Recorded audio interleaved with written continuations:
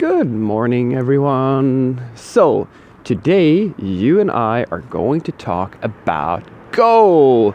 And I'm going to share with you a few thoughts I've had in recent time after doing a little bit of research on this language and languages such as Rust and so forth. So let's get into it. Now, this is not a comparison video. I am not going to compare Go and Rust. I've already made a video like that. But what I want to touch on is something that happened not that long ago. I had a subscriber that in a very resolute manner stated that Go is going to take over network programming and that Rust is going to take over virtually system level language programming, so things more low level things in general, stuff of that nature. Now, this is not me bash talking these assessments. It's more about talking a little bit about when it comes to Rust, that statement that it's going to take over. I made a previous video about this as well. I don't think that's going to happen at all. I think that C++ is going to keep on dominating system level languages I don't see any reason whatsoever that Rust is going to do this or to take over that market. I think that it's going to be around and it's going to have its place, but I don't see anybody beating C++. However, when it comes to Go and network programming, that's a different matter. That's a very different matter. And why is that? Well, for this to make any sense to you, we have to talk about a company that is maybe not office culture all that popular, and it may not be the poster child it once was, but it was one of the biggest company successes in recent time, and that's Uber. Uber, the disruptive poster child of the entire startup world. A few years ago, Uber was the hottest thing around. It was the thing. And what's interesting is that company using Node or interest itself, at least from my perspective, this is a big deal, because in the world of Node, they started using Node when the hype was at its largest, and they were one of the advocates that were pushing microservices and using Node as one of the main languages for doing microservices. Now, you're going to ask me, Frederick, what does this have to do with Go? I'm going to tell you, because in more recent time, Uber has started migrating their high performance services, or rather the services that are under the most amount of load, over to Go. And why is this important? How can a single company like this have such an impact on or at least on my perception as to Go's value? Well, I read an article not that long ago that described how Uber had had identified that one of the services that they have at their company that is under the most amount of pressure handles geolocation mapping, basically, or mapping of a region of a city for different intensive purposes. Everything from drivers being available to restaurants to whatever you can imagine. Basically, this is a service that interacts with almost all the other services, because in order for them to provide their value, this service needs to give them a response, which means that this has to be blazingly fast. It has to be, because it's being spammed by requests every second, all the time, it has to be high performance. Now, when Node started talking about doing microservices, or well, not Node specifically, not the organization, but when people started talking about using Node and so forth, we were all about the performance, because performance is, for some reason, well, it is an important factor, but a lot of people like to really hype the performance aspect of the language these days. And Node was no exception. Everybody was talking about the value of having the synchronicity and how that could improve performance for network requests and so forth.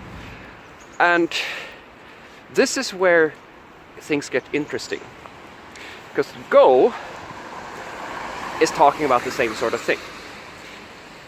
The performance that you get from Go really shows when you're doing network requests, exactly like what you get from Node, with one major difference.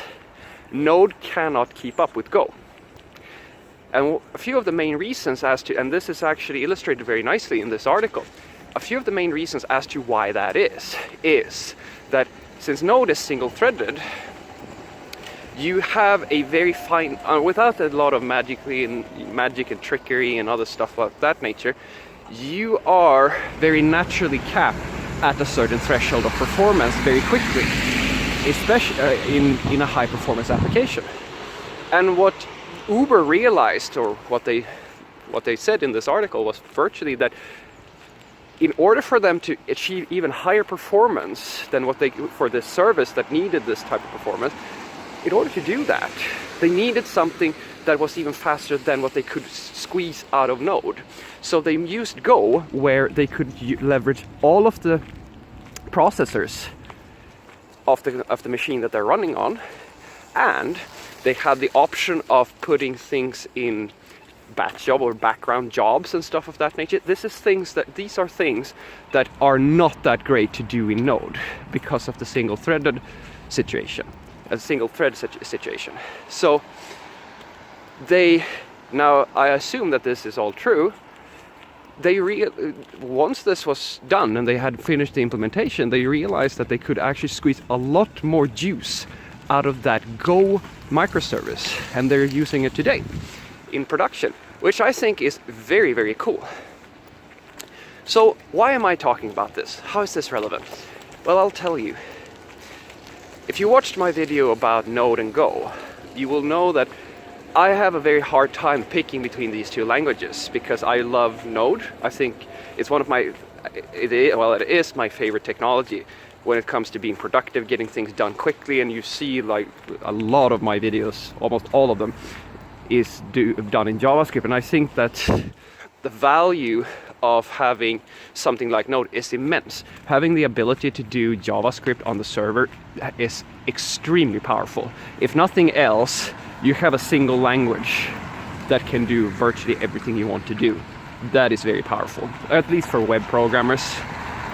Anywho, and one of my favorite aspects of, say, something like Express and JavaScript in general, is how small the language is, how easy it is to get going and start learning the language. You can learn JavaScript in a day.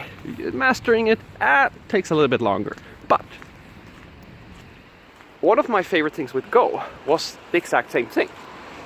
It is a typed language with access to more powerful features, basically a system level language access structure. And here's the important part. It has the same thing. It is small. The language is small in terms of syntax, and adopting it is very quick. And getting a web server up and running and stuff of that nature is also extremely quick and very fast. And I felt almost like I was working in Express when I first started learning Go.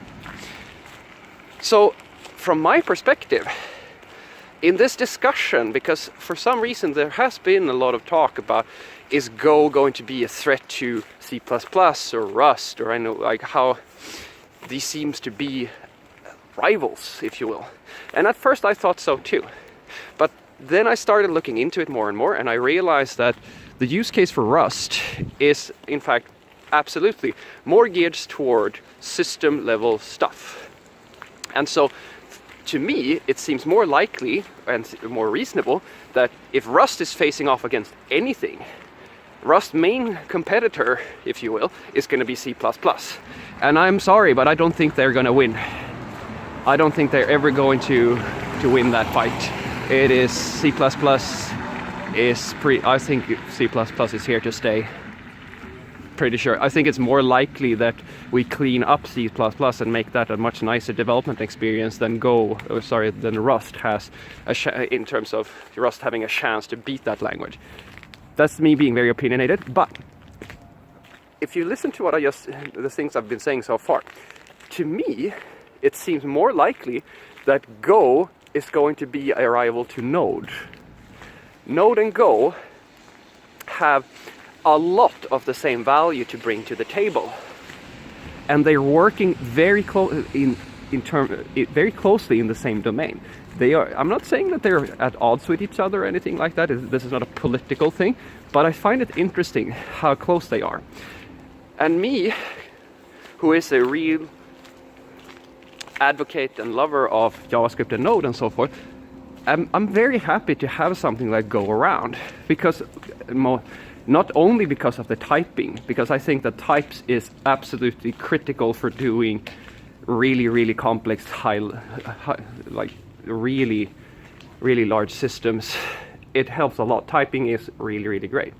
So I don't know. I think it's very interesting to see it's going to be very interesting to see if that immense adoption rate that Node had, if we're going to see Go picking off a slice of that cake and becoming virtually a next iteration on solving the same type of issues that Node was solving for us up until this point. Because honestly, if I was doing microservices today, unless I had a really good reason to use something like Node, I wouldn't do that. Not when Go is around. That's at least how I feel about it. Have a great day.